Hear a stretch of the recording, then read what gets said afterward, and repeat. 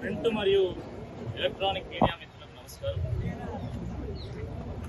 ఒక విద్యావంతుడిగా రాజకీయాల్లో అనేక సంవత్సరాల నుండి సేవలు అందిస్తున్నటువంటి వ్యక్తిగా ఎన్నికల సంఘాన్ని నేను గౌరవిస్తాను.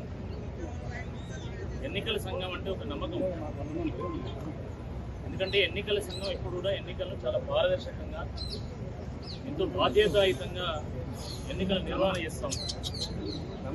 కానీ దురదృష్టకరమైనటువంటి విషయం ఏంటంటే నల్గొండ, ఖమ్మం, వరంగల్ పట్టభద్రుల నియోజకవర్గానికి కానీ జరిగినటువంటి ఉప ఎన్నికల కౌంటింగ్ ప్రక్రియలో నిన్నటి నుండి నేటి వరకు అనేక రకాల అవకతవకలు, గోల్మాలు, కనీస సమాచారం లేకపోవడం, మా కౌంటింగ్ ఏజెన్సీ కనీసం సంతకాలు తీసుకోకపోవడము, మేము అభ్యంతరం చెప్పినా కూడా దాన్ని పట్టించుకోకపోవడము, మా ఏఆర్ వాళ్ళు టేబుల్స్ దగ్గర ఉండి తిరుగుతుంటే వాళ్ళని గెంటి వేయడం, కనీసం మాజీ శాసనసభ్యుడని కూడా చూడకుండా క్యాండిడేట్ యొక్క ఏఆర్ టేబుల్ ఏజెంట్ అని కూడా చూడకుండా గెంటి వేయడం,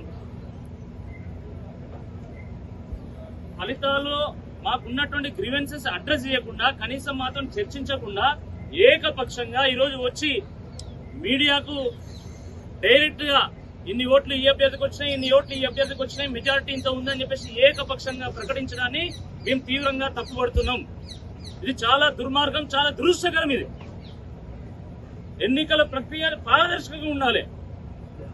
ఒక ప్రధాన ప్రతిపక్ష పార్టీ అభ్యర్థిగా నేను పోటీ చేస్తున్నటువంటి వాడిని, నేను రౌండ్ 3కి సంబంధించినటువంటి ఇన్ఫర్మేషన్ నాకు కావాలి అని 3 గంటల పాటు నేను ఆర్ఓ ఆఫీస్ ముందు నేను అభ్యర్థించిన బతిమాలన కనీసం పట్టించుకోలే. నేను లోపల పోతే డైరెక్ట్ గెంటివేషన్ పోలీసులను పెట్టి నేను వెళ్ళాలనుకుంటే కనీసం పోలీసులు ఎందుకు వచ్చినామని కూడా అడగకుండా మేడం మీటింగ్లు ఉన్నది కాబట్టి మీరు వెళ్ళవద్దు, డేటా ఇవ్వమంటే నిన్నటి నుండి ఇప్పటి వరకు అడిగితే కనీసం ఒక్క సమాచారం కూడా ఇవ్వలే. నేను నామినేషన్ వేసిన దగ్గర నుంచి ఈ రోజు వరకు కనీసం ఒక్క ఎస్ఎంఎస్ రాలే, ఒక మీటింగ్ రమ్మని కానీ, సూచనల కోసం కానీ, సలహాల కోసం కానీ ఒక్కరోజు నన్ను విలువలే ఇప్పటి వరకు. సరే అవన్నీ పక్కన పెట్టి కనీసం కౌంటింగ్ విషయంలో ఈ రోజు రౌండ్ 3కి సంబంధించి హాల్ 4లో మొదట మేము 539 మెజారిటీ ఉన్నామని చెప్పి మేము ప్రకటించాం. మాకున్నటువంటి సమాచారం అక్కడ కౌంటింగ్ ఏజెంట్స్ ద్వారా దానికి కాస్త మొత్తం గోల్మాల్ చేసి 3200 లీడ్ ఉన్నది కాంగ్రెస్ పార్టీ అని అందరం అనుకుంటే 4200 లీడ్ ఉంది అని చెప్పేసి ఏకపక్షంగా వాళ్ళు వచ్చి మీడియాకు ప్రకటిస్తారు. 17,500 మెజారిటీ ఉంది మొత్తం క్యుములేటివ్ గా అని చెప్పేసి మేము నోట్ చేసుకుంటే దాని గురించి మాట్లాడదామని పోయినా కూడా కనీసం పట్టించుకోకుండా మేము ఈ రిటర్నింగ్ ఆఫీసర్ డోర్ దగ్గర నేను కూర్చున్నా, ఒక అభ్యర్థిగా నేను కూర్చుంటే నన్ను కాదని డైరెక్ట్ వచ్చి మీడియాకు 18,876 మెజారిటీ అని ప్రకటించింది. ఇంత దుర్మార్గమా, ఇంత ఏకపక్షమా? మీరు పారదర్శకంగా జరపలేనటువంటి ఈ ఎన్నిక ప్రజాస్వామ్య స్ఫూర్తిగా అర్థం పడుతుందా అని అడుగుతున్నా.